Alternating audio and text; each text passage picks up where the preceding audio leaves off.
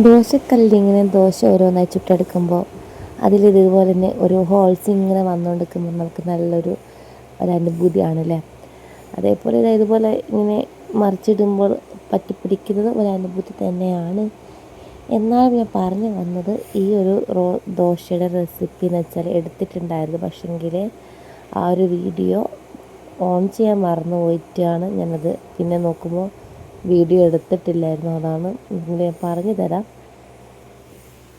പച്ചരി ഒരു 1.5 കപ്പ് 2 കപ്പാലും കുഴപ്പമില്ല. അതിലോട്ട് അരക്കപ്പ് ചോറും അരക്കപ്പ് തേങ്ങയും ഉപ്പിട്ട് അരച്ചെടുത്തിട്ട് 5 മണിക്ക് ഞാൻ വൈകിട്ട് അരച്ചെടുത്തിട്ട് രാത്രി ഒരു 8-8:30 ആകുമ്പോൾ ചുട്ടത് കേട്ടോ. അപ്പോൾ ഇതുപോലെ നല്ല ദോശ കിട്ടിയിട്ടുണ്ട്.